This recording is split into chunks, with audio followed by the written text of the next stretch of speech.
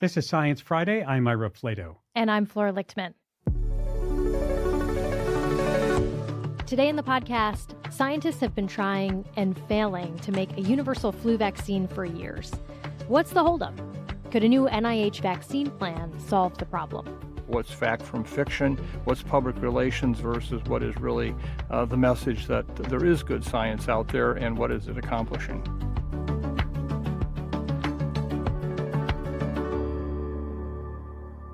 Just yesterday, Health Secretary Robert F. Kennedy Jr. announced that the CDC would stop recommending COVID vaccines for both pregnant women and healthy children. And last week, the FDA announced plans to restrict access to the COVID vaccine for people under 65 or without pre-existing conditions.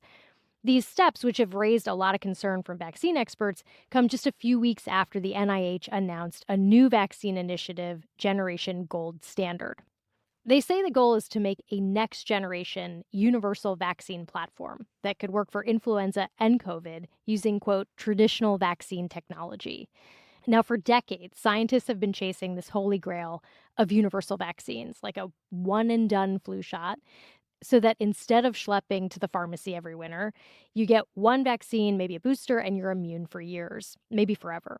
But Ira, so far, that super shot has been elusive. It certainly has. And the question is, will this program have more success? That is the literally $500 million question. So where is the science on this? How does it square with the administration's other efforts to limit vaccine access? We invited someone from NIH to join us today, and they have declined. Now, let me introduce our guests. Michael Osterholm is the director of the Center for Infectious Disease Research and Policy, or CIDRAP. He's based at the medical school at the University of Minnesota, and he's joining us today from Minnesota Public Radio. Welcome back to Science Friday.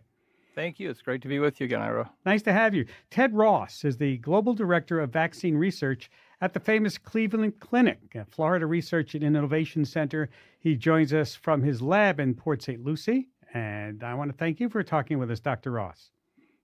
Thank you for inviting me. Nice to have you. All right, let's begin with the questioning because, the NIH proposals, Generation Gold Standard. What do you think of that, Michael? What does that even mean? Well, let me just begin by saying, in the 50 years I've been in this business, I've never seen more vaccine chaos and confusion than exists right now. And unfortunately, so much of it's not necessary or surely not helpful. I think the administration has laid out its priorities more in the realm of public relations than surely within terms of science. And what I mean by that is they keep talking about we need this new level of gold standard science that implying it hasn't happened before. Well, to date, 174 scientists at NIH, or their research was supported by NIH, have been the sole or shared recipients of 104 Nobel Prizes. I'd kind of tell you that sounds to me like that's pretty good gold standard science. So I think what we need to do today, Ira, is really try to separate out what's fact from fiction, what's public relations versus what is really the message that there is good science out there and what is it accomplishing. Ted Ross, what's your take on this? No, I agree. There's been quite a bit of research into developing next generation vaccines for influenza and other pathogens. And so a lot of that work's been ongoing. It's actually been quite fruitful and brought many different products forward. But it's not an easy task, and it takes time and it takes resources in order to get this accomplished. Now, let me see if I understand this, because according to the NIH HHS press release, Generation Gold Standard is using what's called a BPL inactivated whole virus platform. I mean, isn't this something we have been using since polio to make vaccines? And what's wrong with that? Dr. Osterholm? Okay, sure. Well, first of all, let me just point out that the information that's actually available about this particular project and this vaccine is actually extremely limited. Very little has been done. Very little has been published about it. And while it may actually hold some possibilities that are not just the same as we saw in the 1960s and 70s when this research was going on, but this is a long, long ways from being an answer to what the challenge we have. Our center at the University of Minnesota actually tracks vaccines that are in the research and development pipeline, including TED's vaccines, the Cobra vaccines, which surely hold some real promise. And to date, we now have 229 different vaccine candidates that clearly could, through ongoing research, turn out to be one that is going to give us a much better vaccine. What the NIH has done is, without any input, no review, they've just taken this $500 million and allocated it from what was COVID vaccine research to this particular project. And that is terribly unfortunate. That is not the way to do good science. And so I think, again, we have to come back to the fact that, as Ted just pointed out, there's a lot of research ongoing right now. There has been. And we're making advances, but we're still a long ways from a touchdown. And issues like we just saw just now with this particular vaccine from the NIH getting all this money is not helping to really further science. Can we get into some of the like nerdy biology of how these vaccines work and the differences between viruses? I mean, I would love to understand why for some illnesses you can get one vaccine and you're done for life, and for others you need an annual shot. Is that about virus biology? Yes, a lot of it is about the biology of the virus. Some pathogens, there's a limited number of diversity in their genome, which doesn't make a lot of strains, which makes it a lot easier for us to design a vaccine that will be effective and elicit a lifetime immunity. But something like influenza, for which the virus is constantly evolving, and we keep getting introductions of new variants that come from zoonotic sources, means we're always seeing something new, and our immune system cannot always react to that. And we have to have a new vaccine that is designed specifically for those strains that are circulating. Is it realistic then to imagine we might ever have long-lasting protection for something like influenza? I think it's an aspirational goal, which we would all love to have. But what we're trying to do really is to get better next generation vaccines that will be effective for longer term periods of time, and also reduce the number of vaccine shots one has to get. And so that would be a tremendous improvement over what we're doing today. If we can actually have a vaccine that will recognize all strains that are circulating now and in the next 5 to 10 years without having to update the vaccine, that would be a great improvement, with eventually trying to get a goal of something of like lifetime immunity. Mm. All strains of influenza, or all strains of influenza plus coronaviruses plus something else? You could apply that to all these pathogens that have quite a number of diverse variants of their family. There seems to be like from what I'm reading, sort of a disconnect here. For years, we've heard about a pushback from people who don't want to get vaccinated because they don't want their kids to get 6 shots at once. 6 different needles, 6 different things. They think there's something wrong with those vaccinations. And yet now we're hearing from basically the same people that we want to create a vaccine that does the same thing, but in one shot. And you're going to be getting all those same kinds of inputs, aren't you? Well, let me just say, first of all, what you're really addressing right now is a very, very critical issue that's happening worldwide, not just in the United States. This is vaccine hesitancy. And one of the challenges we have is that, the whole world of vaccine work is somewhat complicated. We're just talking about the fact with influenza that in this particular case, the virus changes enough that, in fact, you have to stay current with it. We see the same thing with, in fact, COVID. And trying to explain to a parent that versus, say, measles vaccine, where, basically 2 doses over a childhood period yields a lifetime of protection. And so one of the challenges we have is just having parents understand what we're trying to do and why. And there's a distrust today that's immense. Anything that has to do with often government, with pharmaceutical companies are seen as suspect. And we see physicians and nurse practitioners and other nurses in general really challenged today because young adults come in with their paperwork that they've gotten off the internet with their child and saying, well, I'll do my own research. I'll decide whether or not my child gets vaccinated. And that is where we're headed right now in terms of more and more outbreaks, as listeners, I'm sure, are aware of the fact with measles and what's happened recently in this country. And so the bottom line message is, you're right, Ira, we have a real problem on our hands, and it's not just about vaccines, it's about vaccination. Because a great vaccine doesn't do you any good if you can't get it in somebody's arm. I recall sitting at this microphone 15 to 20 years ago and having this discussion with a woman who called in, spoke for 8 straight minutes. I let her talk about why she's not vaccinating her children and what she feared. And we talked about all the research that showed that there was not any connection between vaccinations and diseases. And I finally said, is there any amount of research I can give you that will change your mind?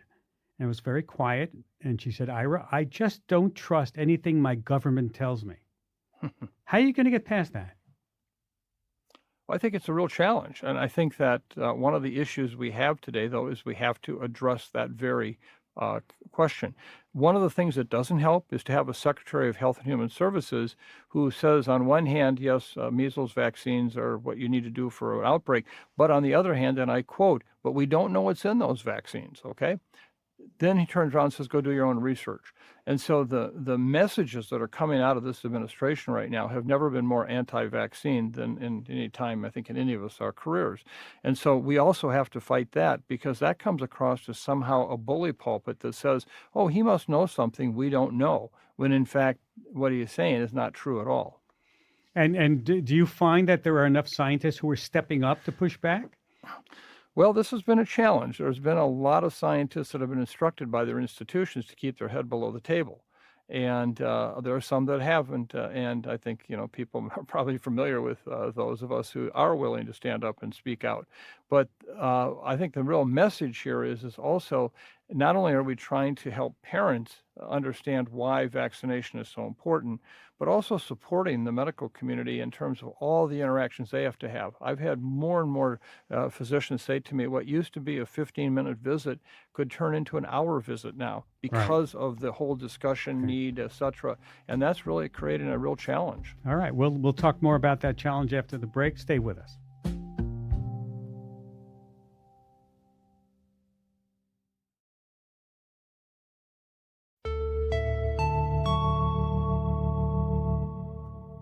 Ted, tell us about this COBRA program that Michael mentioned. Oh, I'd be happy to. We have been working on trying to design a vaccine based upon computational algorithms for many years. And now with AI, we've been able to increase that to come up with a vaccine that will identify the most significant portions of a pathogen. And mostly we work with influenza viruses, but we've tested this for dengue virus and COVID and other viruses. And it would generate essentially what is the most immunogenic parts of that molecule and the parts that are going to create an immune response, in other words? Make an immune response against all different strains of the pathogen, or as many strains of the pathogen as we can get. And so it's been quite successful in small animal models. And it's been used now as one of the platforms for the NIH's CIVICS program, which stands for the Collaborative Influenza Vaccine Innovation Centers. And so we've been working on this since 2019. We're at the manufacturing stage, and we're actually taking that into the clinic in 2026, as long as we continue to get funding from the NIH. Is there something past mRNA, something new on the horizon? Right now, there's a lot of different platforms out there that work, and vaccines can be delivered to the immune system in a variety of different ways, whether that's viral vectors, live attenuated viruses, DNA, RNA. There's a lot that can be used. And what's nice about the kind of thing that we designed is that they're gene sequences, which means we can insert them into whatever platform any company has proprietary backing on. Is this open source, this sort of thing? Anybody free to use it, any of these companies? Anyone can use it if they understand how to design it. And that usually means they have to work with us in order to figure that out. Right. All right, let's go to the phones. Lots of people interested. Let's go to David in Orlando. Hi, David. Hi, how are you? Hi, go ahead, please. Well, I'm an orthopedic surgeon, and I just remember during the pandemic, I personally was vaccinated with the initial vaccines. But I think one of the biggest problems with this pushback from people in this country is, the government came out with these vaccines and was very adamant about forcing people to take the vaccines or making it very difficult to keep their job without taking the vaccines. And there's certain population of people that had severe reactions or couldn't take it for various reasons. And that was sort of people's concern was sort of put by the wayside. And especially this idea that some politician would sort of just say, you have to take this vaccine. Why aren't you taking it? Which is, I'm paraphrasing Joe Biden by saying that, but people did not like that reaction. Mm-hmm. And I think all this sort of fed into ultimate conspiracy theories and a lot of distrust from the government. And I think one other thing that sort of strikes my mind that plays a role in all this is the fact that the CIA used, I think it was smallpox vaccines to capture DNA from Osama bin Laden back in whatever it was, 2013 let me get an answer. Michael, how do you answer this? Well, he's absolutely correct in the fact that what happened during COVID did, amongst a very sizable part of the population, cause them to actually reject or at least challenge the idea that we should be vaccinated. One of the things we did not do a good job of, and in retrospect, I think hopefully that doesn't happen again in the next pandemic, and that is laying out what we were trying to do and what it would look like as we unfolded that program. What I mean by that is that understanding that the mRNA technology had been around for quite some time and was being researched for a number of different kinds of vaccines. It wasn't brand new. Number two is if we look at coronavirus protection, meaning the immunity, Ted's just talked about the waning immunity with influenza and coronaviruses, and I'll just say these are good vaccines, but not great, meaning that you can get protection against hospitalization, serious illness, and death for up to six months after a dose of vaccine. That's great. But it means, wouldn't you like to have that last a much longer time period? And we didn't see that. What we should have done is actually, after the initial data was available on the mRNA technology, where we found 94% of people at 2 months were protected, what if we had said to people, this is what we know now at 2 months. Every month, we're going to tell you, as we continue to follow this study, does it continue to protect at that level? Or do we see waning immunity over time? And then we're going to have to make a recommendation on a booster. I think if we had done that, that would have handled a lot of the issues around people feeling as if somehow they were not told the truth about these vaccines, because many people who had been vaccinated twice ended up getting COVID, 6 months, a year later. I think the second piece of this, though, also is this idea of mandates. And I think hopefully we will understand the need to go back and really evaluate what happened with COVID and learn from it, much like the 9/11 report, which gave us incredibly important information about how to prevent another 9/11. Nobody's done that. The government hasn't done it. We just have not had that kind of review that would have looked at what did we accomplish with mandates versus not doing mandates. So I just want to say I think the caller is right on the mark with that. Michael, I want to ask you about some other news that was out this week, that the FDA is looking to change access to COVID vaccines, allowing them for people over 65 or with pre-existing conditions, but restricting them for everyone else. And the op-ed in the New England Journal of Medicine that laid this out, the rationale for this was that, we don't actually know if the boosters every year for healthy people under 65, if they're doing anything useful. Is that true? Do we not know that? No, simply not true. And I think that this was a really unfortunate way to develop a new public policy position on vaccines, is to do an op-ed piece in the New England Journal of Medicine by just two individuals. Both of these are people who have had major challenges with the COVID vaccine before they came into office. They have a very specific philosophical bent on this issue, and they just are wrong. For example, we have a number of studies that have been done, what we call vaccine effectiveness studies, which just supported what I just said earlier about the reduction in serious illness, hospitalizations, and deaths, both in healthy people and people who had underlying immune conditions. We have seen that the vaccine can be very effective in children. And people say, oh, well, we don't want to vaccinate children. Well, the hospitalization rates for kids 4 years and under during the most recent respiratory virus season, so this past winter, not 2 years ago or 3 years ago, it was roughly the same for COVID-19 as it was for influenza, meaning Wow. that, in fact, they had the same number of hospitalizations per population. Now, we all recommend influenza vaccine for children. We're very clear about that. So should we at least not make it permissive for parents to get access to a COVID vaccine? If someone who is otherwise healthy but potentially living with someone who may be at risk of serious illness with COVID, at least allow them to get the vaccine? And what they're really purporting here is that we're just going to take that away. Now, don't we all remember Secretary Kennedy saying he was never going to take vaccines away from people? That's exactly what's happening right now. And it's not based on good science, and it's a terrible way to run public policy development. They went around the FDA advisory group that normally would weigh in on this. They went around the Centers for Disease Control and Prevention's advisory committee immunization practices, which historically the FDA has made a decision to license a vaccine or not based on safety and work, and then CDC's committee makes recommendations how to use them. These two guys just on their own with an op-ed piece came up with this new approach. That is absolutely the wrong thing to do. I'll just say that we did ask the FDA to join this conversation and they declined.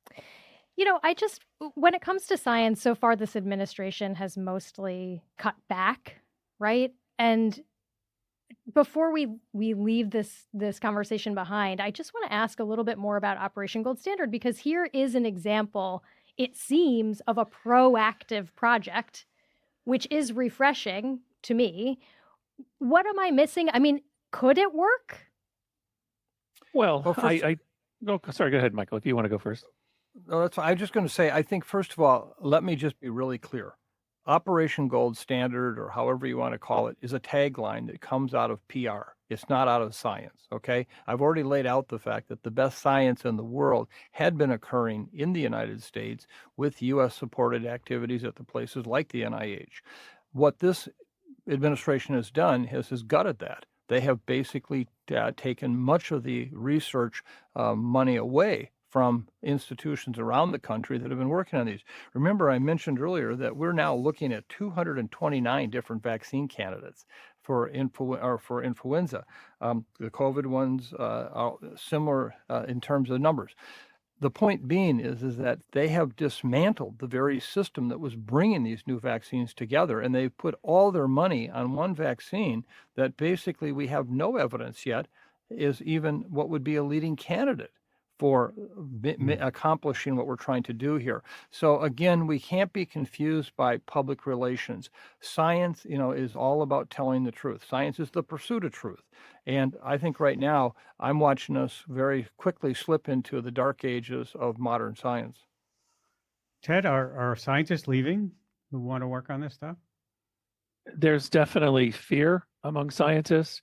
People are looking for new jobs. Several are looking to leave the country.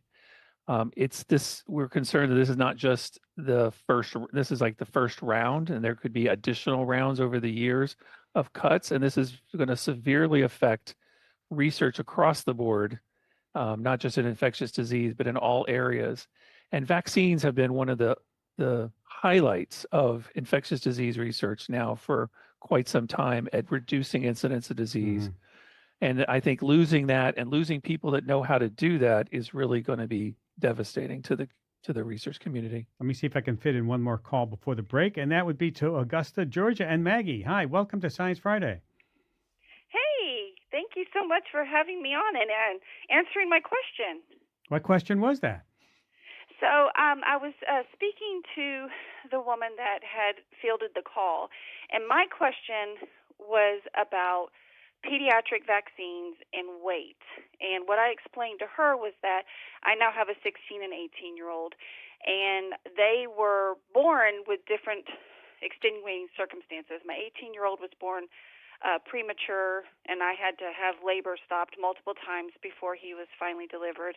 And my 16-year-old was born full term, but unfortunately very small. He was his weight and his height were very, very small.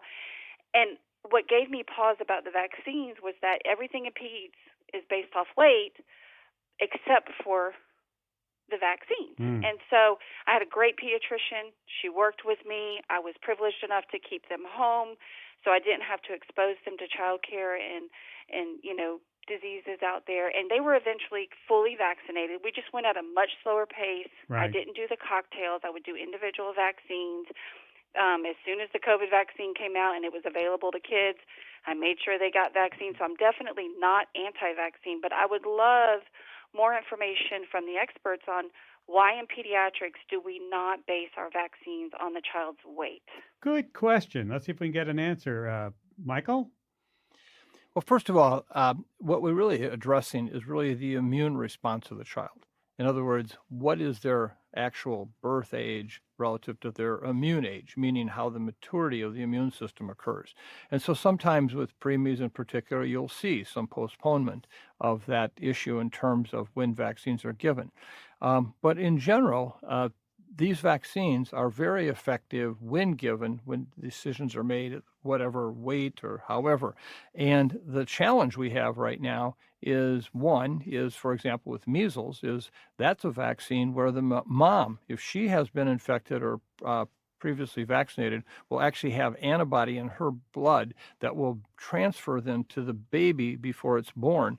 And so when the baby is born, they have protection often for 5 or 6 months. And if you vaccinate during that time, you actually kind of have a negative impact because the immunity will actually fight off the protective effect of the vaccine. So we also do look at, in this particular infectious disease, does the antibody carry over? And if it does, it will wane within 6 months. So that's one of the biggest concerns we have.